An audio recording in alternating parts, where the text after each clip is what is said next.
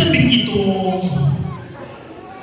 mga kapwa ko Pamplonenyo, ating matutunghayan at mararamdaman ang presensya ng taong tinawag nating kuya.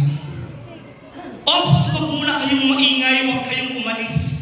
Dahil sa puntong ito, ako'y magsisimula na.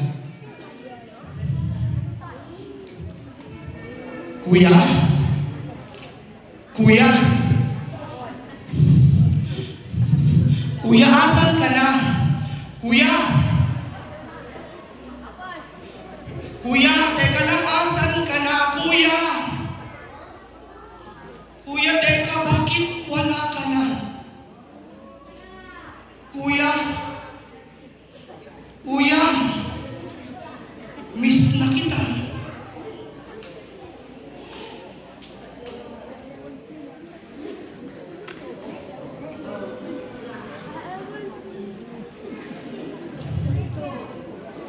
Ganito na nga ba ang laro ng buhay? Minsan buhay ay makulay, minsan malungkot. Minsan masaya, minsan malungkot. Minsan makulay, minsan may buot at sakit. Oo, tinawag natin siyang kuya. Pero sa isang punto narinig ko, bang! Mga huling sa akin ay nagbigay ng takot at buot.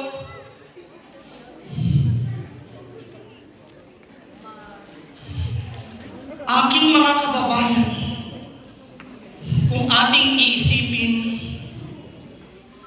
masakit ang mawalan ng isang taong mahal mo sa buhay. Masakit ang mawalan ang tulad niyang taong nagbigay sa atin ng pag-asa. Masakit ang mawalan ng taong tayo ay minahal ng sobra. Mula sa dugo na dumaloy mula sa kanyang damit nung siya'y namatay, aking naaalala ang kanyang sakripisyo sa ating mga buhay.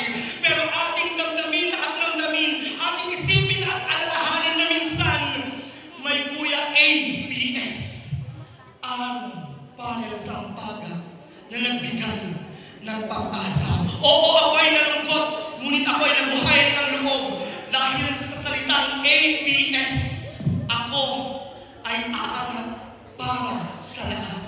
Ako ay patuloy na aangat para sa aking bayan. Pero ako ay naniniwala sa sinabi ni Kuya Aaron Panel Sampaga. Siya ang kuya ng bayan, siya ang kuya ng lahat. Maraming salamat.